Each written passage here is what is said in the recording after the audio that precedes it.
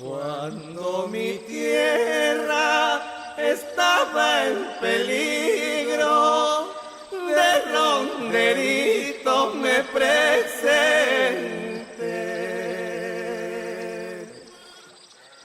Cuando mi tierra estaba en peligro. Investigación exploratoria y descriptiva que seguramente abrirá una vez de investigación sobre las dinámicas internas, en este caso de la comunidad nativa, en la selva, ¿no? En las transformaciones sociales, culturales y económicas tienen muchos factores, de lo que se puede mencionar es la apertura de las teorías de comunicación en la selva, la difusión de medios de comunicación, la educación, la coordinación dirigida o espontánea, así como también la expansión de frentes activos de recursos como la minería artesanal que vamos a estudiar. En este caso, el factor migratorio y el frente extractivo de minería. La pregunta que guía la investigación es ¿qué efectos han producido estos factores en el plano cultural, específicamente en la identidad, la economía tradicional y en la estructura comunal de esta comunidad? Considerando como situación inicial que estos dos factores conllevan por un lado la aparición de una nueva forma de identidad basada en una nueva actividad económica, apareciendo la figura del nativo minero, produce cambios en la economía tradicional y la incorporación de nuevos elementos culturales diferentes al comunal. La inserción en el frente, en este caso la minería y al mercado, significaría varias cosas. Según él, este grupo amazónico articulado al mercado regional, pero que carece de una unidad étnica, llega a su identidad indígena, mimetizándose en el trato de los campesinos mestizos ribereños. Bueno, también hasta aquí la doctora Marta tiene algunos artículos sobre los procesos de transformación cultural, dos artículos que hablan sobre cómo los campesinos, cómo los indígenas pasan a ser campesinos producto de su trabajo de inserción en la actividad administrativa de sectores. Bueno, vamos a hablar de cultura, vamos a tomar el modelo del himno, que en principio la cultura es un área superficial que está conocido por patrones de conducta pública, cuya área en cambio es más fácil, producto de las influencias externas, y en un núcleo cultural que está constituido por la religión, la lengua, los valores, las emociones y el según él, este núcleo es más difícil de cambiar, en todo caso lento, el cambio es más lento. Bueno, hemos considerado aquí algunos elementos de este núcleo cultural en el estudio de la comunidad San José de Querine, que está ubicado en el distrito de Madre de Dios, provincia de Mano. Del Madre de Dios, que la sociedad está compuesta por 5 clanes, tiene un crecimiento poblacional inestable, la comunidad tiene un crecimiento poblacional inestable. En el año 1993 tiene una población de 152 habitantes, en el 2005 crece a 380 y en el 2011 crece a 264 habitantes. La actividad económica tradicional y complementaria es la de subsistencia y también la pesca, y había que decir aquí que la caza, digamos que se ha dejado de practicar porque los varones no disponen del tiempo necesario para esta actividad, por todo caso han perdido las habilidades, y es más, los animales han migrado a otra zona producto de la actividad minera artesanal, que se desarrolla sobre todo en las áreas de los ríos, en las playas y en el interior del bosque. Dato de 1975, cuando dos jarabes jóvenes compran 2 motobombas tenidas a través de un crédito facilitado por los municipios, cuya presencia en esta parte de Madre de Dios ha sido bastante fuerte, incluso hasta la actualidad. En la comunidad San José de Querine, los actores involucrados en el desarrollo de esta actividad extractiva es el nativo y el colono andino. Los colonos también lo consideran a los nativos como inferiores, primitivos en muchos casos, mientras que los nativos consideran a los colonos como portadores de ideas adecuadas y tienen mejores condiciones para trabajar en la mina, para proceder, para actuar en la sociedad o en la ciudad de Puerto Maldonado. En la comunidad San José de Carene eran sobre todo colonos andinos que llegan de la sierra de Abancay, de Apurímac, de Cusco, de Arequipa. La razón principal para llegar a estos colonos es el factor trabajo. Hay un testimonio, por ejemplo, en ese testimonio se ve que en este caso el colono llega de Abancay, estimulado o animado por un paisano suyo, llega a la comunidad primero al distrito de Hualpechura, después llega a la comunidad San José de Carene. Al mismo tiempo también la migración de estos colonos a la comunidad es estacional en muchos sentidos, en el sentido de que permanecen como trabajadores en la comunidad y luego van a otro. Pero cuando estos colonos son patrones de mina, su estadía en la comunidad es mucho más larga, pudiéndose en muchos casos establecer relaciones matrimoniales con una nativa del lugar, razón por la cual se queda viviendo en la comunidad. El acceso a los recursos mineros de la comunidad, que es parte de estos colonos, se hace cumpliendo ciertos requisitos. Primero tienen que pedir permiso a la comunidad en calidad de invitados, por la cual deben pagar regalías mineras que van de 10 a 30 gramos de oro. Luego quedan sujetos a las obligaciones comunales de la comunidad. En muchos casos, los colonos andinos, para escapar de este control en el acceso a los recursos, utilizan la estrategia de establecer relaciones comunales con una nativa del lugar. Pero la comunidad, en muchos casos, está frenando esta estrategia de parte de los colonos. La llegada de estos colonos al mismo tiempo influye en la cultura local nativa. En el testimonio mismo del libro, por ejemplo, podemos ver de que los colonos influyen en la práctica económica de los nativos, enseñándoles la forma de trabajar en la mina, la forma de utilizar el mercurio. Se nota ahí que los colonos tienen una racionalidad extractiva, según Chichón y otros, los andinos cuando llegan a la ciudad. La actividad extractiva minera artesanal está significando el desplazamiento de la economía tradicional que cuidaba relaciones recíprocas como parte de la economía del don que refuerza los lazos sociales. Así también está generando otra forma de relaciones más personales, donde el elemento mediador es el dinero en este caso. El dinero para los nativos se ha convertido en un elemento importante, valorando socialmente. Por ejemplo, en el testimonio número 4 vemos que el informante dice de que el dinero es muy importante para su vida y que con el dinero puede hacer lo que quiere e ir a donde pueda el nativo. Al mismo tiempo, esta actividad ha incluido la aparición de una nueva forma de identidad basada en la minería. Se observa que aparece una nueva figura expresada en la imagen del nativo minero, cuyo prestigio radica precisamente en el hecho de ser minero, capaz de conseguir dinero para comprar los bienes alimenticios, industriales y bienes de prestigio para la familia. Como afirma el antropólogo, que es un antropólogo que ha hecho estudios en esta comunidad en la década del 80, antes entre los caracteres de San José había la creencia en el espíritu de los montes y el río. Creencias que por cierto todavía permanecen en la memoria colectiva de algunos ancianos de la comunidad, quienes consideran que cuando uno encuentra en el monte alguna serpiente es una señal de un espíritu mal. Otros también creen que la contextura física, corporal de una persona está relacionada al cumplimiento de un tabú sexual postparto, según el cual luego del nacimiento del hijo, el padre no puede tener relaciones sexuales con la madre del niño. De lo contrario, el niño no que sería dejado por el caso de la adultez. Sin embargo, estas creencias digamos que ya no son referentes para la generación joven que más bien están influenciados por el mundo externo y por los medios de comunicación. En la comunidad todos tienen cable, gozan de electricidad, se sientan en las noches a ver este programa de televisión o de cable.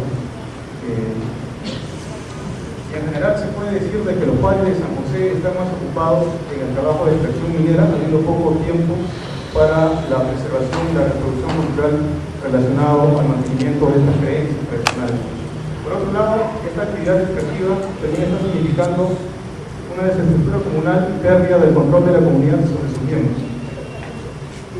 Como dice James Pons en un artículo sobre la falla de los bienes, sobre la falla de la comunidad con el mercado en la tragedia de los bienes comunes, y afirma que en un nuevo contexto económico el uso de los recursos es desenraizado de las relaciones sociales locales, haciendo que las comunidades pierdan el control sobre sus asuntos económicos, asuntos de poder interno. Así, en un nuevo contexto económico se puede decir que las relaciones sociales tradicionales de reciprocidad se desarraigan de la nueva actividad económica efectiva como la que estamos estudiando. En este nuevo contexto económico, las relaciones recíprocas que se dan dentro de la comunidad tienden a deteriorarse, la cual se acentúa cuando muchas familias se asientan en sus áreas de extracción minera, procurando extraer más y más oro para el beneficio propio y ganancia propia. En este sentido, hay un proceso de individualización en la comunidad, en el sentido de que se procede bajo una lógica individual en el aprovechamiento de los recursos y procurando obtener una máxima ganancia para el beneficio propio. Vemos ahí en ese mapa que los puntos dorados son las áreas de extracción minera. En estas áreas los nativos construyen viviendas precarias. Muchas de estas áreas están sujetas al servicio comunal, llegando a algunos estar a una hora o 40 minutos de minuto. Es decir, que están dispersos socialmente en diversos puntos de la comunidad, con muchas familias extrayendo oro. Esta dispersión, por un lado, hace de que las familias carezcan de sólidos lazos comunales que los vinculen entre sí con la comunidad, pues están en sus áreas trayendo oro para beneficio propio. Por otro lado, también esta dispersión genera una pérdida de control de la comunidad sobre sus miembros, habiendo muchas familias que no cumplen con sus obligaciones comunales, ya sea de asamblea, faena o dar una cuota para una determinada actividad. Y al mismo tiempo también hay familias que muestran una tendencia atomística. Es el caso de una familia numerosa que pertenece a un clan determinado, inclusive ha ocupado cargos en la FENAMAT, que quiere crear una nueva comunidad en su área de extracción minera, área que por cierto es bastante grande y que contiene recursos mineros importantes. Esta área se encuentra muy abajo de la comunidad. La siguiente. En ese acuerdo, por ejemplo, vemos que en el 2005 solo asisten 18 comuneros o nativos a la asamblea. En febrero del 2007 vemos que en 15, en 2008, 25. Esta inasistencia hace que muchas familias o comuneros adeuden a la comunidad. En junio del 2009 vemos que la deuda va de 30 gramos de oro a 3.000 soles de oro.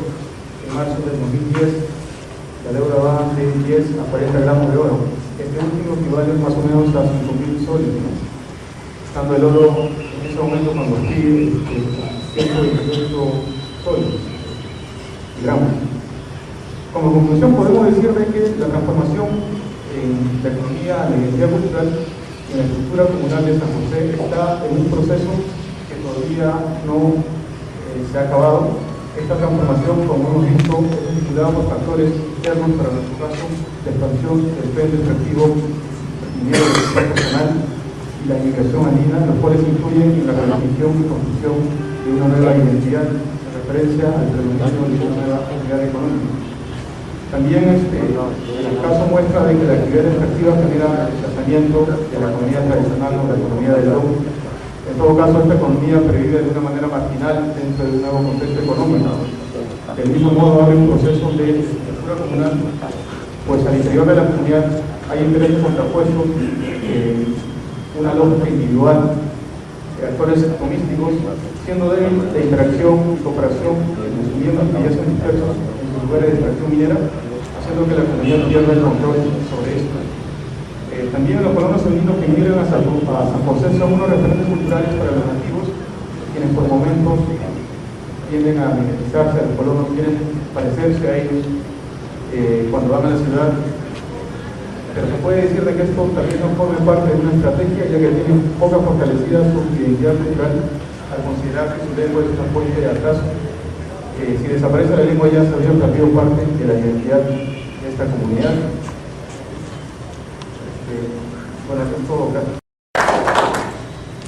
Muchas gracias, señor Rodríguez. Escuchemos ahora a Javi Ponce, el tema territorios rurales y urbanización, la fragmentación territorial de la provincia de Loja. La provincia de Loja se ubica en el extremo inferior del mapa del Ecuador, y a unos 120 kilómetros más o menos de la ciudad de Piura hacia el norte. Siguiente. El programa Dinámicas Territoriales Rurales de Luis parte de una tipología de parroquias rurales, observando tres variables: crecimiento económico, pobreza y desigualdad. En este mapa de aquí, los colores un poco más opacos, el rojo significa un desempeño de las parroquias negativo, en el sentido de que no hay crecimiento económico y la reducción de pobreza y la reducción de la desigualdad. Mientras más verde, más exitoso es la dinámica territorial rural. Muy verde significa entonces crecimiento económico con inclusión social, es decir, reducción de la pobreza y reducción de la desigualdad. Como podemos ver, en la provincia de Loja, que está a la izquierda inferior, hay algunos de estos puntos verdes. Toda la provincia más o menos está en matices verdes, y hay algunos conjuntos de parroquias que son más exitosas que el resto de la provincia. De esta manera podemos distinguir entre territorios rurales ganadores y territorios rurales perdedores. El objetivo del programa de Luis era explicar estos procesos económicos, sociales, políticos que están detrás del desempeño positivo, por un lado, y formular políticas públicas para incentivar este tipo de territorios en otras partes menos favorecidas.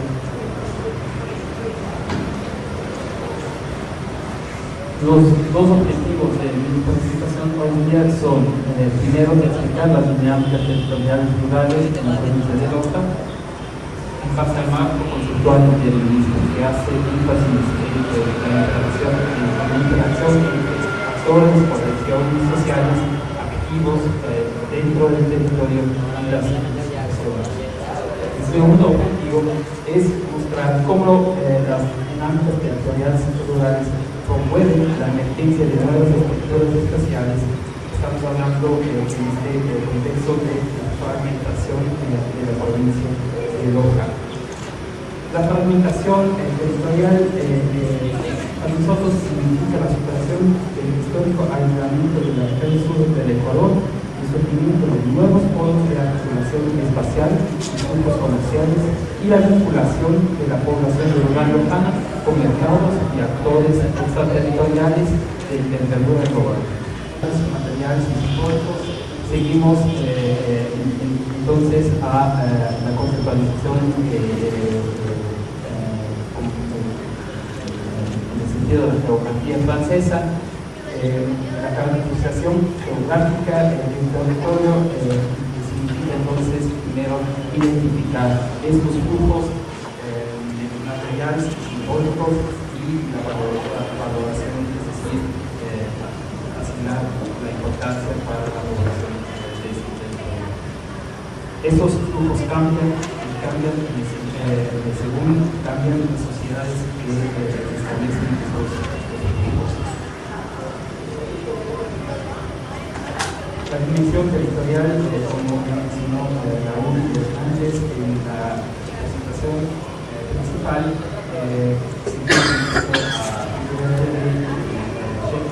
es algo que existe de manera objetiva, pero independiente de los procesos sociales, no es una construcción social. Si seguimos el En esta perspectiva podemos diferenciar tres fases territoriales en el caso de la provincia de Loja. La primera es los Andes Bajos, que es definida por la oligarquía principalmente lojana, eso durante la época republicana, y actualmente estamos en presencia de una fragmentación, es decir, el surgimiento de sus territorios lojanos definidos por nuevas coaliciones sociales, actores extraterritoriales y coaliciones de mercados globales. Los Andes Bajos,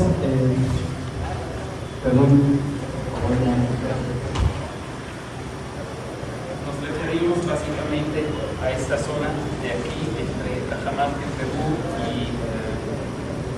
el norte de Loja y el sur de Zamora.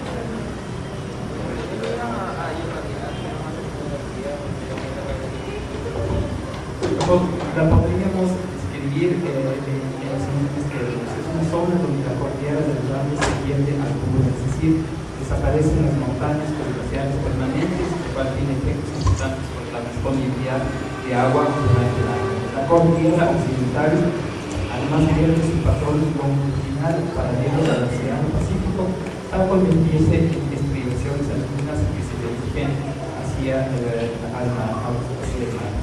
Mientras las zonas orientales de los Andes Bajos tienen una pluviosidad más regular y por las estribaciones hacia el Océano Pacífico están expuestas a irregularidades causadas por el fenómeno del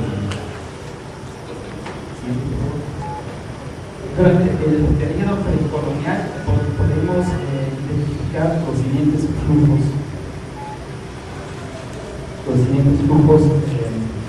entre los pueblos Paltas, Guanajuato y Tayana. Durante el periodo colonial también podemos identificar flujos que determinan las fronteras territoriales de los Andes Bajos. El primer conjunto de itinerarios es la producción minera durante el siglo XVI y posteriormente la producción de cascaría durante el siglo XVIII y XIX. En ambos territorios la ciudad de Loja juega un papel central. La provincia de Loja, que es la segunda fase territorial que presentamos aquí la configuración, el aislamiento y la condición de frontera son la base de la identidad de este territorio. La frontera con Perú hacia el sur y la poca integración social hacia el norte, oeste y este generan un espacio bastante aislado del contexto político, económico, social del resto de la región. Los itinerarios fundamentales son la oligarquía terrateniente, poca articulada a mercados externos, controla todas las esferas del poder local, que no está interesada de ninguna manera en innovaciones tecnológicas de producción agrícola. Igual, la ciudad de Loja sigue siendo un centro político en esta fase. A partir de los años 70, entonces, empieza un proceso de fragmentación de la provincia y surgen nuevos subterritorios con relativa independencia de las zonas económicas y políticas tradicionales. A lo largo de ese proceso surgen nuevos hechos urbanos, nuevos grupos familiares simbólicos y nuevos mercados globales. Aquí lo que vemos es el mapa de una tipología socioeconómica de la actual provincia de Loja. Esta diversificación o diversidad de subterritorios de per se no implica todavía una fragmentación de la provincia. Pero lo que pasa es que muchos de estos cantones han generado una independencia con la ciudad de Loja, que se ve al extremo derecho en azul. ¿Sí? Los grupos materiales, simbólicos, etcétera, ya no pasan por esta ciudad, sino han desarrollado independencia y conexiones directas con mercados globales.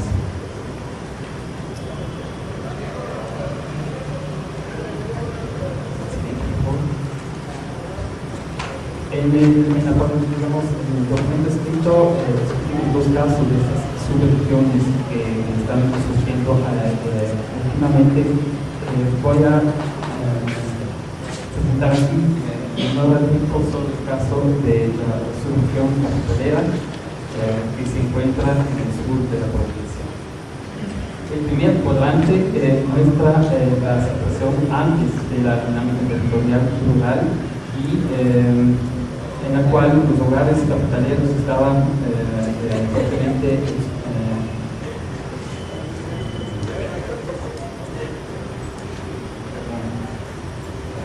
explotados por los comerciantes tradicionales a través de precios muy bajos y créditos usureros. La única cosa que de alguna manera mejoraba la situación de los hogares capitaleros eran las cooperativas que recogían las remesas que mandaban los migrantes desde el exterior. Loja es una región que ha utilizado fuertemente población a partir de la década de los 60. En esta situación bastante pesimista con poco crecimiento económico, se inserta un sistema de comercialización alternativo. Se genera a través de una colaboración entre ONG, Cooperación Internacional y las organizaciones de base de los campesinos. Vemos ahí Procafec, que es la Asociación de Productores de Pequeños Capitaleros Ecológicos, Asociación de Productores de Altura de los cantones de Píldora y Pidanga, Procafec y otras organizaciones de base, nuevamente con el apoyo de que fundaron luego la organización regional Papicates, la Federación Regional de Asociación de Pequeños Capitaleros Ecológicos de España. Actualmente, Papicates tiene 1.800 socios que exportan más de 9 unidades de café de alta calidad y puede brindar, por tanto, mejores precios, sustancialmente mejores precios para sus socios. Parte de esta nueva coalición también son los compradores de café locales de Europa y los Estados Unidos, a los cuales Papicates tiene directamente su café. Pero también es parte de la coalición social del banco alemán Delfin. Delfin acepta los contratos de exportación de Papicates con garantía para poder otorgar créditos importantes a las organizaciones capitaleras. En síntesis, la nueva coalición social Procafec, Papicates y Delfin evita el poder de negociación de los comerciantes tradicionales de la ciudad de Calimanto con su poder. El nuevo sistema de comercialización también se ha incluido en transformación del sistema de producción de café. Los cafetaleros hoy en día ya no fermentan el café en el suelo, sino lo lavan. Y este nuevo beneficio, este nuevo proceso de transformación del café implica muchísima más mano de obra. Entonces, no son solamente los mejores precios que reciben los cafetaleros, sino también existen hoy en día mucho más puestos de trabajo por las tareas en las cafetaleras, un proceso que también ha tenido efectos muy importantes de inclusión de las mujeres en las cafetaleras. Los fondos de los migrantes ya no entregan a las cooperativas tradicionales, sino a las cooperativas de ahorro y crédito locales, muy dirigidas en la zona capitalera y que forman parte de la red de entidades financieras equitativas del sur del Ecuador. El cuadrante 4 sintetiza el status quo. Voy a mencionar solo 2 puntos. Llama la atención que la transformación, el surgimiento de esta nueva coalición ha ocurrido a la espalda de los gobiernos locales y otros sectores económicos no directamente involucrados. Esto ha ocurrido también en el maíz y recoge también el comentario de la María Reina que quiso hace un rato de que el papel de los municipios es más bien un planteamiento normativo, no un proceso real. Además, las coaliciones sociales que sostienen las dinámicas territoriales del café y del país son eminentemente sectoriales, es decir, su base social no es muy amplia. Al analizar las dinámicas territoriales rurales exitosas en la provincia de Loja, entonces, encontramos una progresiva desarticulación espacial y una reorientación de los itinerables. En el caso de la provincia de Loja, los impulsos de esta transformación provienen de la vinculación con mercados globales y la mayor presencia de actores extraterritoriales. Esto lleva, en el contexto de Loja, a una expansión de territorios de tipo local, es decir, territorios que combinan aspectos o elementos de la globalización económica con procesos sociales locales. La fragmentación territorial en Loja, es decir, la presencia de este tipo de territorios locales, significan la superación de relaciones tradicionales de poder y por eso han permitido el surgimiento de dinámicas territoriales rurales exitosas que tienen efectos económicos muy positivos para la población rural. Al mismo tiempo, por ser una dinámica territorial rural limitada en el sentido de que son dinámicas que no incluyen los gobiernos locales, tampoco tienen coaliciones sociales que van más allá del sector económico directamente vinculado por la nueva dinámica, han tenido ciertas dificultades. Y una de las dificultades que nos preocupa un poco es que no queda claro aún en este momento si los nuevos subterritorios tienen la capacidad de convertir el crecimiento económico pasajero de la última década en una dinámica sustentable de la regulación, justamente porque falta una cierta institucionalización local de estos procesos económicos de la última década. Muchas gracias. Enseguida tenemos los comentarios. Cada comentarista tiene 10 minutos para formularlos y vamos a empezar con Evelyn Messier. Bueno, también agradezco a los organizadores de este día por la invitación, la cual me ha permitido leer y después escuchar dos ponencias muy interesantes. Además, como yo soy geógrafa, me alegra mucho que el tema de las dinámicas territoriales esté llamando cada vez más la atención, pues el territorio, siendo parte de la organización del espacio, es uno de los conceptos que más empleamos en la geografía. El tema de las dinámicas territoriales ya ha sido estudiado en los anteriores sepias, me parece que va cobrando más fuerza en el también que es útil. Y es útil no solamente a un nivel académico, sino también para apoyar a los sectores locales en la búsqueda de salidas, de soluciones, como nos acaba de mostrar.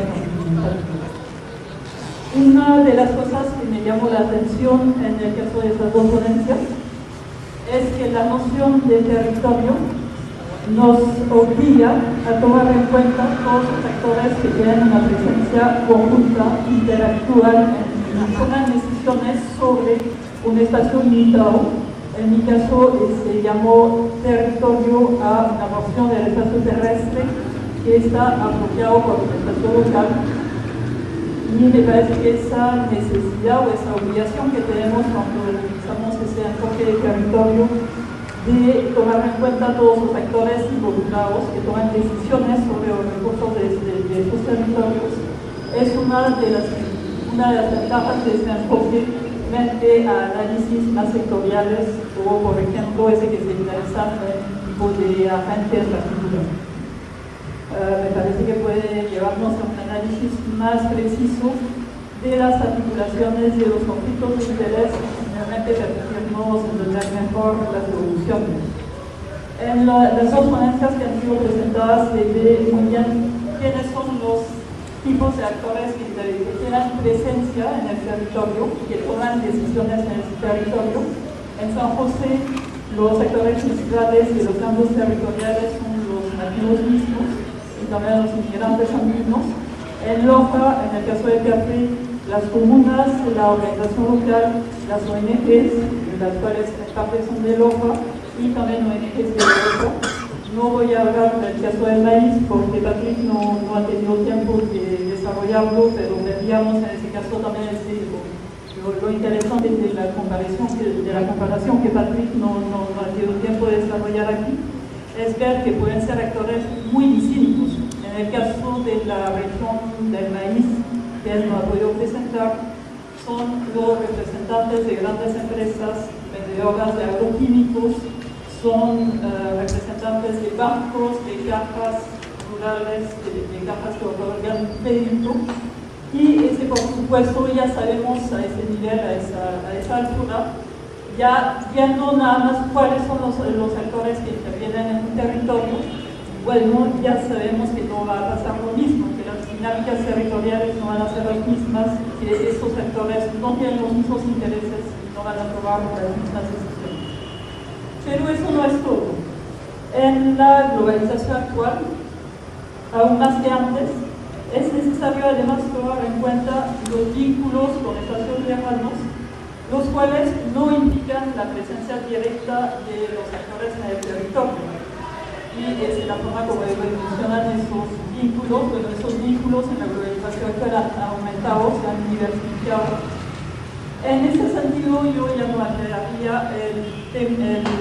la palabra de territorios, sino más bien la palabra de espacio, retomando la definición que se ha presentado en un momento, es decir, un conjunto de lugares y las relaciones que existen entre esos lugares, sitios físicos como lo dijo Patrick. Hay actores que no están presentes en un territorio, ni siquiera tienen representantes como las grandes empresas, pero pueden tener, sin embargo, un muy gran peso en las dinámicas territoriales. En la ponencia sobre la región de Loja, son parte del espacio que conforman los mercados internacionales y tienen mucha influencia en las dinámicas de este territorio. Lo mismo los migrantes que envían remesas, bueno, que era uno de los ejemplos de Patrick. Lo mismo también las instituciones ecuatorianas, que son actores menos lejanos, como el Fondo Ecuatoriano Popular Progreso, que también interviene en esa zona, etc. En el caso de San José, de repente no hemos podido apreciar tanto cuáles son los espacios en realidad en los cuales están inmersos el territorio. Sin embargo, también existen esos espacios, pueden tener aspectos materiales, pero también inmateriales, como son las normas, las ideas que son intercambiadas, que son impuestas, que son propuestas. Por ejemplo, sobre los precios internacionales, el precio del café, puede ser el precio del oro, puede ser sobre la idea que nos hacemos de qué cosa es café orgánico, lo cual nos lleva a imponer a los productores de café orgánico ciertas prácticas, de las cuales han sido mencionadas aquí, etc. Entonces, esas ideas inmateriales, hemos visto algunas de ellas en esas ponencias, son también importantes para entender esas dinámicas territoriales y son parte de los espacios en los cuales están inmersos estos territorios. Por supuesto, y lo hemos visto en esas ponencias, cuando se habla de territorio, tenemos también memorias, como lo expresó Pierre Lortus, memorias físicas, ¿no? Elementos físicos, los cuales utilizamos en ciertos momentos. También tenemos la historia agraria, también en esos casos el hecho que de un lado tengamos grupos organizados o productores independientes o mediados productores, en el caso de maíz, como hemos visto. En el caso de los caracteres físicos, la existencia de los recursos naturales, entre comillas, como que dejan de ser naturales al momento que los utilizamos de alguna forma. Podemos recordar la expresión de la visión de los recursos naturales en este caso.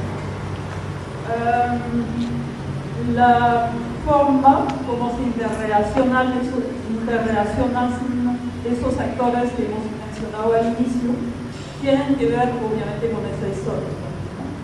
Y es muy interesante en el caso de San José, de la ponencia que nos ha sido presentada sobre San José, ver que, por ejemplo, los inmigrantes andinos, para tener acceso a los recursos, para poder acceder a los recursos, tienen que de alguna manera hacerse parte de la comunidad nativa. Una práctica que podemos encontrar en muchos sitios en los Andes, tanto en el Piedemonte, a la realidad, como en la sierra, como en la parte amazónica, siempre vamos a encontrar esas formas de incluir al foráneo, esas prácticas que de alguna forma son también normas son ideas, normas elaboradas a nivel local. Y ahí se haría yo la pregunta de qué legislación tenemos aquí de parte del Estado, porque esa legislación en cierta medida, por ejemplo, puede proponerse proteger las tierras de comunidades, al decir, por ejemplo, que no pueden entrar actores exteriores, pero a lo mejor se viera pasando lo que está pasando en San José, es decir, que los sectores exteriores se van a hacer actores locales, se van a hacer interiores para poder acceder a los recursos. Me parece que en el caso de San José, a realidad se sabe demasiado poco de ese otro actor, que es el actor estatal, a través de las leyes, también a través de los gobiernos locales, y su acción puede ser muy normativa. El solo hecho, por ejemplo, que no intervengan en sí es una información muy necesaria para entender la dinámica territorial. Bueno, finalmente, las dinámicas de los territorios nos van indicando en sus aspectos concretos, físicos, ¿no? De cómo la evoluciona ese territorio, qué pasa realmente en ese territorio.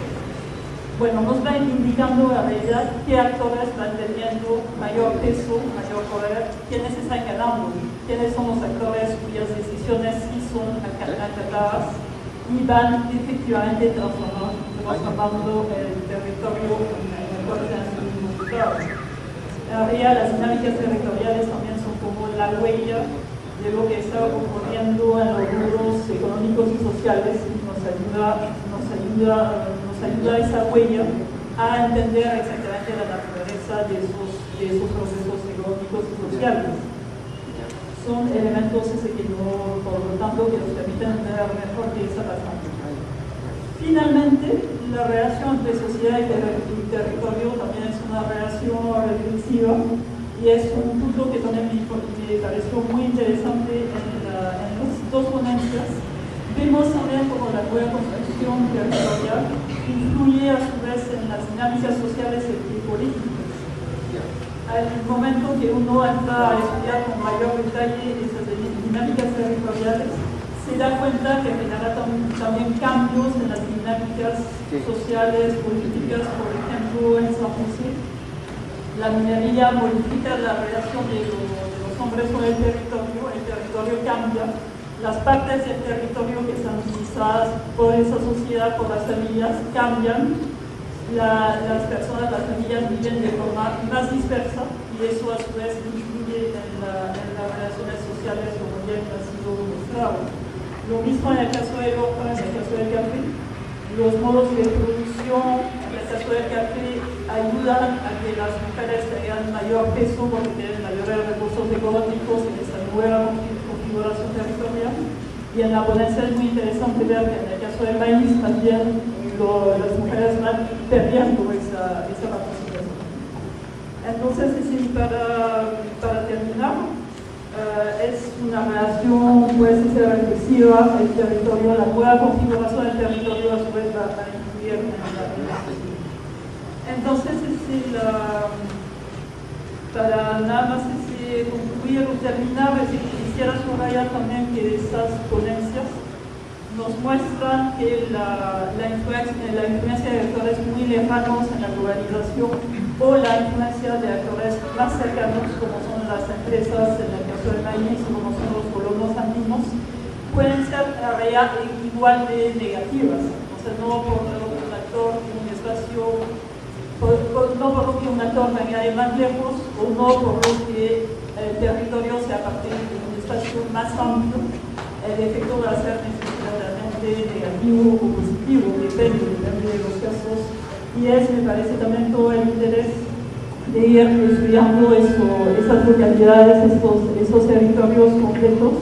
Y finalmente me gustaría recordar que la globalización finalmente la está haciendo, construyendo también la evolución de todos esos territorios locales que van evolucionando, que tienen sus propias dinámicas, que van cambiando y que van participando del derecho que ellos también cambian en esas dinámicas de la globalización. Bueno, muchas gracias. Las dos ponencias que hemos escuchado presentan casos de muy distinta naturaleza y de muy distinta escala, sobre todo, pero tienen un sustrato de temas comunes que vale la pena resaltar.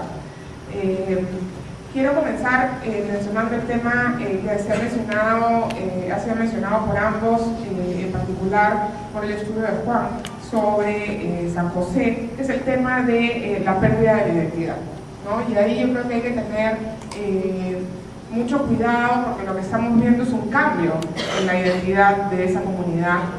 Lo que estamos viendo es un cambio en la relación de ese grupo humano con el espacio en el que se desenvuelve y con los actores que vienen de fuera, que, como bien decía Evelyn, no vienen de fuera y se instalan a un lado de la comunidad, sino que de una u otra manera, por las propias reglas comunales, se insertan o se ven obligados a insertarse en la vida de la comunidad, no solamente para obtener los permisos para desarrollar su actividad económica, entre comillas, a todas luces una actividad muy complicada en términos de la relación con los activos naturales, con el propio cuidado de la salud y con la legalidad. Cerrando el paréntesis, pero además se insertan en la comunidad de modo tal que terminan estableciéndose un conjunto de matrimonios, tanto de mujeres de la comunidad con colonos como viceversa, y esto trae cambios importantes en cómo discurren las actividades sociales y cómo se enfrentan las actividades económicas y esta nueva presencia del circulante, ¿no? El dinero en efectivo, que se vuelve un bien atractivo para todos, pero que termina cambiando. La identidad es una acción negociada, ¿no? La identidad es una negociación entre lo que uno piensa de sí mismo y lo que los demás ven de uno. Y en ese sentido, lo que estamos viendo en este caso es un cambio en la identidad. Es cierto que es posible que se estén perdiendo algunas características de la identidad cultural originaria de ese pueblo, pero también se están cambiando y generando nuevas acciones identitarias marcadoras de esa comunidad, como las nuevas identidades, por ejemplo, de los varones. El estudio de Juan lo que hace es abrirnos una oportunidad excepcional para hacer un análisis de género en este proceso de cambio identitario, donde vemos que las identidades masculinas, como los sistemas mismos de género, están cambiando a partir de esta presencia de estos colonos y del cambio de la actividad económica. Sin embargo, lo más interesante, creo, de la ponencia que Juan presentó es preguntarnos por las consecuencias reales de los cambios en el control comunal a partir del cambio en la actividad económica que trae la presencia de los colonos y de la minería ilegal. Esto en la ponencia está muy bien descrito, cómo ahora la comunidad va perdiendo control, cómo van cambiando las actividades y cómo se van perdiendo actividades comunales y poner el control de la comunidad sobre determinadas actividades, pero no ahonda en discutir cuál es la consecuencia para el territorio y para la dinámica de ese territorio de este cambio en el control, ¿no? Esto hacia dónde va, esa individualización de la actividad económica puede tener un efecto interesante para discutir el efecto final no solamente en la cultura y en la identidad de la comunidad, sino en sus posibilidades de inserción económica en más largo plazo. En el caso del estudio de Loja, tengo la ventaja que he escuchado como 12 veces esas presentaciones sobre el estudio de Loja y hemos tenido oportunidad de estar en muchas discusiones sobre lo que implica el caso de Loja y lo que aporta el caso de Loja. Yo lo primero que quisiera comentar es que los invito a que lean la ponencia de Loja, porque el contrapunto café-maíz es quizá lo más interesante del caso de Loja, ¿no? Si nos vamos hacia el final de la historia que nos ha contado Patrick, la evolución de estos territorios en los últimos años, la diferencia en un mismo espacio de lo que sucede en la cadena del café y en la cadena del maíz nos abre justamente evidencia de muchas de las preguntas que Belín planteaba, ¿no? Esta sectorialidad de una actividad económica y el tipo de actores que se involucran en cada uno de estos sectores habla de dinámicas muy distintas. Hemos discutido mucho, yo entre varios pensamos que en realidad Loja no es un territorio, sino son dos territorios, el territorio del café y el territorio del maíz, y que lo que los hacía un territorio se ha perdido en algún momento del tiempo con el cambio en estas dinámicas marcadas por esta sectorialidad, ¿no? Se pasa a un enfoque más sectorial, más de cadena, que a un enfoque, a un desarrollo más territorial, a pesar de que el caso café sí mantiene mucha mayor identidad territorial que el caso Maíto, que es una cadena productiva más típica, muy marcada por la presencia justamente de los intermediarios comerciales que articulan y que definen el ritmo de esa dinámica.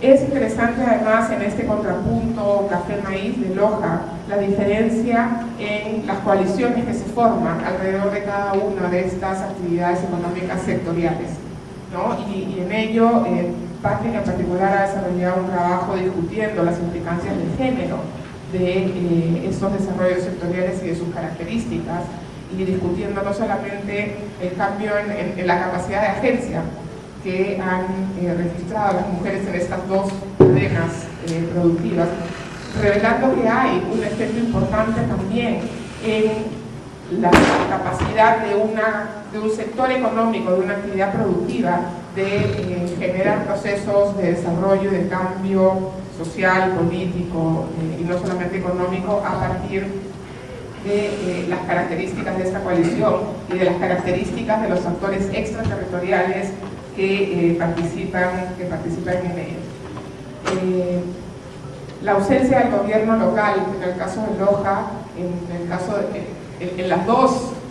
en los dos sectores, es sumamente interesante porque uno esperaría que en el caso de Loja Café, ¿no?, el gobierno local se hubiera involucrado más decididamente, como sí lo hicieron, por ejemplo, los intermediarios financieros, ¿no? Y eso tampoco pasó, ¿no? Entonces ahí hay que preguntarse, claramente no es un tema de las características del sector económico, ni siquiera de la composición de la coalición, ¿no?, lo que está definiendo, ¿no?, el relacionamiento con el gobierno local, o con la interacción de una actividad sectorial con una base social de muy distinta naturaleza en café versus maíz con la política local, ¿no? Y ahí quizá separar lo que es el involucramiento real de los gobiernos locales con la articulación de estas dinámicas en los territorios con la política local, ¿no?, más allá de si se logra una política pública local articulada o no el sector. En los dos casos resulta sumamente interesante la discusión sobre cuáles son las consecuencias prácticas e inmediatas de la presencia de esos actores extraterritoriales en la dinámica de estos territorios. Más en el caso de Loja, menos en el caso que presentó Juan José, hay una discusión sobre cuál va a ser el futuro de estas relaciones de actores extraterritoriales con estos territorios y con las coaliciones que se forman ahí. Una última cosa muy pequeñita antes de acabar con mi tiempo.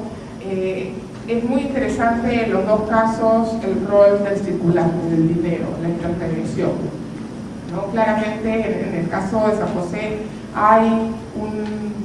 se desencadena buena parte de la actividad con un proceso de intermediación para las famosas motobombas. Hay una valoración muy alta del dinero en efectivo y hay una clara conciencia de que no hay vuelta atrás, no se puede regresar después de que se ha tenido dinero, ¿no?, que es fungible, que se puede convertir en muchas cosas, a una situación en la cual hay solo intercambio y no hay dinero, ¿no? Y eso es como una cosa que en los testimonios que presentaba Juan está muy claro. En el caso de Loja, la intermediación, por supuesto, viene en un estadio totalmente distinto. Había mucha intermediación, pero es muy interesante cómo dos modelos de sistema financiero y de relación con las remesas de los migrantes colaboran o no con el desarrollo de las actividades económicas que terminan articulando un conjunto de actores para el desarrollo de las dinámicas territoriales. En el caso además de Loja, es muy interesante que estamos frente a dos productos, a dos cadenas productivas que generan rentabilidades muy distintas, ¿no? Y aparentemente la cadena del café, que genera rentabilidades menores, termina siendo más interesante que la del maíz, que genera rentabilidades mayores, por los encadenamientos que logra generar con el resto de actividades del territorio y con el conjunto de actores del territorio, ¿no? En el caso del maíz, claramente hay una direccionalidad mucho más clara, a pesar de que es más rentable y probablemente genere un mayor impacto en condiciones de superación de pobreza en menor tiempo, pero que a la larga probablemente traerá menos desarrollo que perseverar en una actividad de menor rentabilidad, pero con mayor efecto sobre la sociedad, sobre el manejo del territorio, como se presenta en el caso de la región. Gracias. Lo que la realidad muestra es que las propias comunidades alquilan sus tierras para la búsqueda de oro, ¿no? Y no me queda, creo que lo has dicho, Juan, si en este caso el oro se saca de las tierras de la propia comunidad. No me llega a quedar completamente claro. Eventualmente sí, y es bastante común, ¿no? Entonces este factor exógeno del hombre andino migrante que genera cambios en la identidad cultural no me llega a quedar completamente claro. Y me imagino que lo mismo ocurre en el oro, en Ecuador, donde eventualmente la nueva actividad minera y esta dinámica podría generar un cambio importante en las dinámicas territoriales en esa parte del territorio, ¿no? Cada vez más fuerte. Entonces, ese es un tema que me gustaría profundizar. Me parece interesante la data etnográfica que he recogido, pero me parece que hay un par de problemas teóricos y de enfoque que yo te sugeriría que revises, ¿no? El primero tiene que ver con tu marco conceptual para trabajar el tema de la identidad. Y creo que la teoría de Ralph Hinton, ¿no es cierto?, no queda del todo claro a qué estás refiriéndote tú cuando hablas de identidad. Y creo que sería mucho más sugerente, ¿no?, a partir de la propia autodefinición que hacen los arangus en San José del Caribe. Es decir, cómo ellos mismos se definen como arangus y a qué le llaman ellos ser arangus. Y quizás eso te permitiría entrar a otras dimensiones. Yo, por ejemplo, trabajando con shipíos que viven en las ciudades, ellos tienen una forma de hablar de lo que significa ser shipí hoy en día, donde, claro, ya no se dedican ni siquiera a pesca, viven en la ciudad y sin embargo se siguen considerando shipí. Entonces ahí hay una pregunta, una sugerencia. Una segunda tiene que ver con la dinámica comunal. Y creo que ahí también, más todavía que en el caso de la identidad, corres un riesgo de malinterpretar una serie de información que es muy valiosa, muy interesante. ¿Por qué? Porque las comunidades amazónicas son un invento de los años 70. La lógica siempre ha sido una lógica individual familiar. Entonces el hecho de que se dispersen es lo tradicional. Lo tradicional es vivir de manera dispersa, no de vivir de manera nuclear. La nuclearización, digamos, de la aldea comunal, ¿no?, del espacio urbano de la comunidad, corresponde fundamentalmente al acceso a la educación, a la escuela. La escuela está cerca, los niños tienen que estar cerca de la escuela, entonces las familias mudan una casa cerca de la escuela, pero en realidad, en la mayoría de comunidades, esa es una de las casas que tienen, porque normalmente tienen otra casa lejos del espacio urbano de la comunidad, ¿no? Ocurre también en los Andes, pero es mucho más claro. Y en ese sentido, las actividades, no sé cuánto tiempo está ocurriendo ahí, que sería interesante revisar, es decir, ¿cuál es lo nuevo? Después de estos 30 años, ¿dónde está lo nuevo? Porque la identidad de San José del Caribe en los últimos 30 años es identificarse, como tú mencionabas, como nativos mineros, ¿no es cierto? Entonces, ¿dónde está lo nuevo? ¿Qué está ocurriendo en estos últimos años? Porque yo creo que sí pueden estar ocurriendo cosas interesantes que hace que lo que significa ser un nativo minero hoy en día sea distinto a lo que ocurría hace 10, 15 años cuando estaba Andrew Reid viviendo ahí. Estos son como para que vayan pensando. Gracias. La reglamentación de la provincia de Loja me parece importante cuando se plantea también un tiempo más largo de análisis o recoger el tema histórico. Loja se fundó en 1546 por Alonso de Mercadillo, un capitán español, en el sentido, digamos, de una ciudad que por ello muchas revueltas de los paltas en el comercio entre Lima y Quito, y también un pretexto para conquistar o explorar, ¿no es cierto?, los pacamoros o la Amazonía desde Loja. Pero creo que en ese tiempo ya había cierta fragmentación. El límite, digamos, el político-administrativo de la provincia de Loja, por su fundación, corresponde a este interés de la época de la colonia. Pero en ese tiempo había unas dinámicas, digamos, que ahora ya no están con mucha fuerza, que era la explotación del oro en Saruma y la comercialización de la cascarilla, que digamos que ayudó a que la ciudad de Loja y como Macama también florecieran. Ahora, me parece importante, digamos, recoger estos elementos históricos que son muy importantes, pero en los nuevos tiempos yo pienso que los efectos de la globalización como que son de ida y vuelta, como que se contraponen. Es una cuestión de hipótesis, ¿no? Por ejemplo, el tema del café son mercados locales, digamos, ahí el mercado, digamos, el consumo del café ecológico orgánico viene desde fuera, desde Europa, que genera que los pequeños agricultores se organicen, produzcan, mejoren su producción y vendan a buen precio. Pero por otro lado, la globalización misma hace que muchos migrantes de la provincia de Loja, que son muchos miles de jóvenes, que han ido a España, envíen sus remesas, y es una hipótesis, pareciera que estas remesas no están generando, digamos, desarrollo local. Hay mucho consumo de artefactos, otras cosas suntuarias, que pareciera que no están generando desarrollo. O sea, hay como un proceso de globalización que va en ida y otra que es negativo, por decirlo así. Me parece importante, digamos, para el análisis de estos elementos que estoy planteando, como comentario. Bueno, voy a comenzar un poco con la primera intervención sobre el tema de inmigración andina. Bueno, no me parecía muy convincente de que como factor determinante a la inmigración, en este caso andina, como generador de procesos de cambio cultural. Bueno, al comienzo yo he dicho de que hay muchos factores que intervienen para la generación de estos cambios. Uno de ellos es la inmigración andina.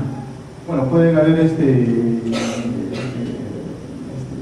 factores que incluyan los procesos de materialización que se ha dado en esta región por los dominicos, que por cierto también ha influido en la pérdida de la cultura tradicional de muchas poblaciones indígenas de esta parte de Madre de Dios. La presencia de los misioneros dominicos data de 1940, ¿no? La comunidad de San José le contacta en 1950 con el padre José Álvarez. Hay un estudio sobre este proceso de la emigración que se desarrolla en esta parte, es la de Manuel Clave y Dari Pinero, también de Chichón y Benavides, que mencionan que como causa de esta migración hacia la selva está en las limitadas opciones laborales que hay en la sierra y las limitadas disponibilidad de tierras, en este caso en el lugar de origen de los migrantes. Esto hace de que muchos migrantes vayan a la selva a trabajar en la extracción de oro, que se convierte en la alternativa de trabajo para estos campesinos. Bueno, según no te queda muy claro cómo estos inmigrantes influyen en el proceso de cambio en la identidad cultural. Bueno, yo mencioné el caso de que cuando un colono andino se casa con una nativa, la unidad doméstica, bueno, por lo que yo he visto, estoy hablando de mi experiencia propia, en la unidad doméstica va a haber un predominio, en este caso del colono andino. En muchos casos muestra una tendencia machista, llegándose incluso en el interior del seno de la comunidad a haber problemas de violencia del padre colono hacia los hijos, en este caso. En esta situación, cuando un colono andino se casa con una nativa, bueno, yo he visto que la lengua la comunicación es básicamente en la lengua castellana, y al comunicarse en lengua castellana influye en la transmisión de la lengua jarango, la lengua nativa, en los hijos. Hemos realizado un taller con los niños en la escuela. Se les preguntaba por qué, bueno, si primero hablaban la lengua jarango, y nos decían de que no hablaban porque mi padre no es paisa, es decir, no es nativo, y por lo tanto no me enseña en este caso en la unidad familiar. Bueno, también hay otros niños que decían de que sus padres que eran nativos consideraban a su lengua como una fuente de atraso que no iba a ser de mucha utilidad cuando vayan a la ciudad de estudiar sus estudios superiores. Bueno, eso es un caso que influye en la pérdida de la lengua, lo cual es un elemento de la cultura. Según el esquema de Ralph Linton, lo nuclear de la cultura es la lengua, la religión y las creencias. Por otro lado, también estos colonos llevan una serie de prácticas festivas a la comunidad, lo cual también es una manifestación cultural. Por ejemplo, en la comunidad, hace más de 5 años, o tal vez un poco más, se desarrolla lo que se conoce como la Yunza, que es una práctica de los Andes.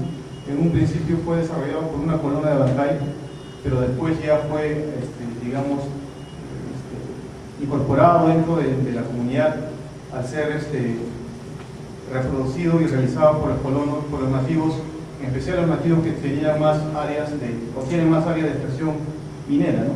Es decir, nativos que tienen más máquinas, que están más horas.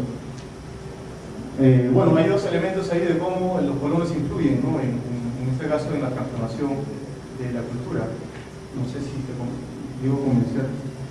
Por otro lado, en la segunda intervención, bueno, me dicen que hay un problema teórico, ¿no?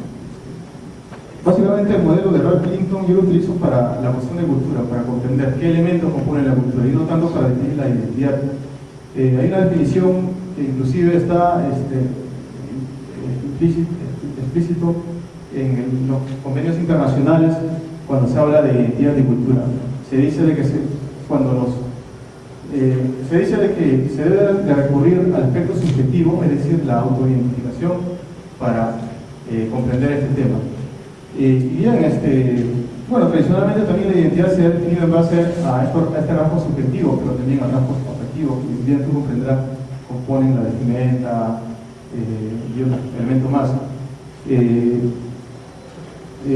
Sabemos que la identidad es relacional porque se construye un otro a partir de la interacción con otro diferente. Sabemos que es múltiple y situacional a la vez porque se toma una identidad según el contexto social y situación diferente, ¿no?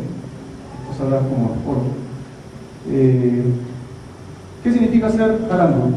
Bueno, como dije, significa ser gente, pero también a la vez portador de un idioma que me parece un poco paradójico porque en muchos casos los nativos, los propios actores nativos llevan su idioma y a pesar de eso dicen de que ser arambo significa hablar en este caso la lengua nativa.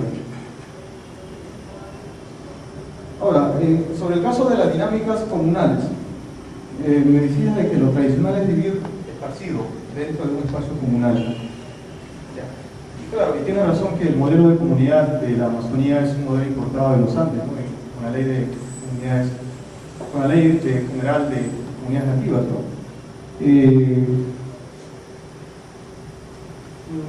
Bueno, habría que investigar en esta parte, pero yo te puedo decir de qué sucede en contextos cuando comunidades amazónicas están dedicadas a actividades extractivas, actividades inclusive de turismo, lo cual no implica migrar, estar esparcido socialmente dentro de un espacio comunal. Es el caso, por ejemplo, de la comunidad Sincuya. Hay un artículo interesante que está publicado en la revista de Católica, de Araceli Franca, creo que es. Habla de este caso, pero en este caso, por ejemplo, o sea, ¿por qué la comunidad no se esparce? En este caso, en un contexto de actividad extractiva forestal y de turismo. Fernando Santos Graneros define, dice de que los frentes extractivos se caracterizan por tener poblaciones demográficamente inestables, poblaciones que van movilizándose y que no construyen un asentamiento fijo, ¿no? Y esto precisamente es la actividad extractiva minera. Pero para el caso de la actividad, por ejemplo, turística, no implica moverse, y otras actividades más. Sobre lo nuevo. Bueno, Andrew Gray hace un trabajo básicamente en los 80, ¿no? Al principio de los 90 también. Y yo noto ahí elementos contradictorios en muchos casos, porque él habla de preservación cultural y menciona de que frente a la... Bueno, él también menciona que hay colonos andinos en esta comunidad, pero menciona que frente a esta colonización los nativos tienden a internalizar sus cosmologías, sus prácticas culturales dentro de la unidad familiar. Pero por otra parte, en otras partes del mismo libro habla de que hay un proceso de cambio social en la comunidad y menciona inclusive a un entrevistado nativo que dice de que aquí cada uno ve por su cuenta, bueno, algo así decía, no me acuerdo bien la cita, pero es algo contradictorio, o sea, cómo a pesar de esa preservación cultural hay ciertos actores que no les interesa velar por el resto de la comunidad. En la misma obra yo veo que bueno, que la comunidad ha cambiado, como hemos visto, parte del centro cultural se está transformando.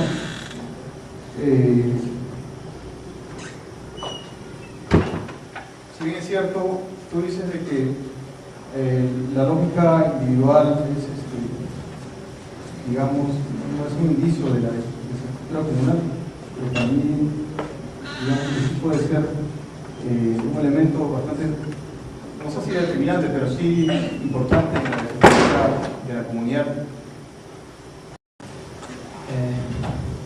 Agradezco a las comentaristas por completar la información. Realmente no he tenido suficiente tiempo de explicar esta comparación entre la dinámica territorial rural del café y del maíz. Bueno, básicamente tampoco fue el objetivo principal, ¿no? El objetivo fue hacer énfasis en esta fragmentación del espacio lojano a lo largo de diferentes procesos sociales, económicos, políticos, etc. Lo que me preocupa es que todavía creo que quedó un malentendido. Yo también creo que son dos territorios o dos procesos, no es, por lo menos diría que no es un solo territorio para nada. Son dos territorios, pero al mismo tiempo me parece muy válida la pregunta cuál es la diferencia entre un territorio absolutamente mínimo, ¿sí? Como es la zona del café y el maíz, y una cadena productiva. Si cogemos como un criterio de esa posible diferenciación la identidad territorial, tendríamos que decir que en los dos casos sorprendentemente son territorios, porque preguntando a los cafetaleros y a los maiceros, ellos identifican claramente fronteras territoriales. Dicen, nosotros somos los maiceros de Ecuador. Pindal, por ejemplo, es conocido en la zona como el cantón más maicero de Ecuador. En el caso del café ocurre algo muy parecido. La identidad cafetalera es algo muy presente en esta zona. Lo interesante es que esta identidad no ha sido debilitada o transformada sustancialmente por la presencia de actores extraterritoriales que están lo más lejos del mundo, están en otro continente, no están presentes en ningún momento en estos territorios, pero tienen consecuencias muy claras sobre la identidad territorial, que se fortalece en el proceso de esta dinámica territorial. Sin embargo, queda la pregunta, y esos territorios totalmente mínimos porque se reducen a una población con una actividad económica muy sectorial y una ausencia total de otros actores y el gobierno local. ¿Cuál es la diferencia con otros conceptos como la cadena productiva? Me parece que falta todavía sacar un poco más de jugo al estudio de Loja. Era muy interesante la ponencia de balance y creo que habría que hacer más trabajo de reflexión sobre lo que constituye un territorio y lo que no es un territorio.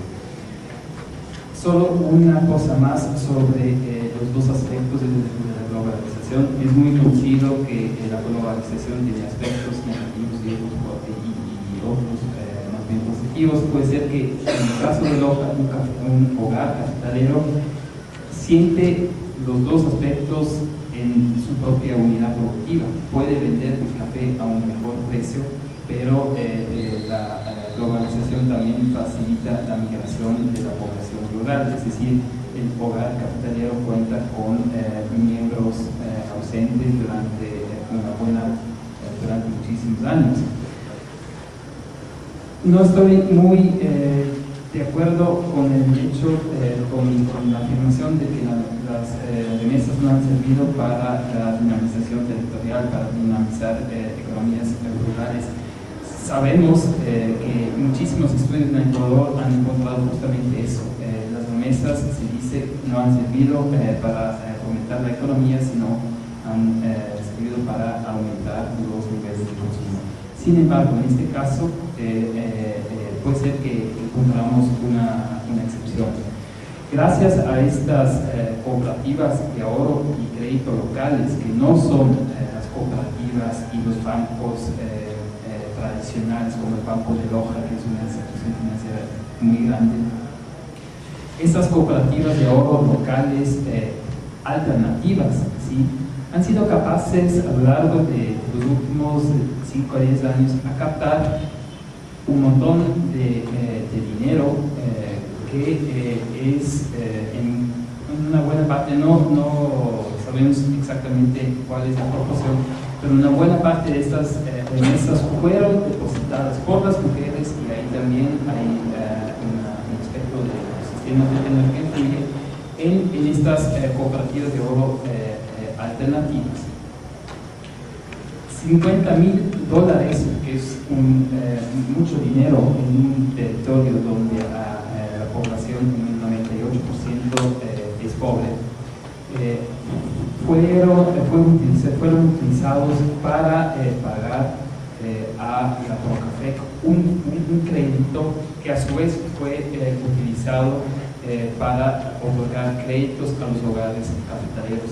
Sin este crédito, este adelanto a la cosecha, los hogares cafetaleros serían incapaces de pagar a los jornaleros y jornaleros que necesitan para cosechar el café. El café últimamente es cosechado a través de un sistema que requiere muchísimo más mano de obra, y eso también implica un costo económico adicional antes de la cosecha del café. Entonces, estos $50,000 sobre, creo, me parece $200,000 vienen de estos ahorros originados o resultado de las remesas. Entonces ahí sí me parece que las remesas pueden generar bajo determinadas condiciones un aspecto muy importante de las economías rurales.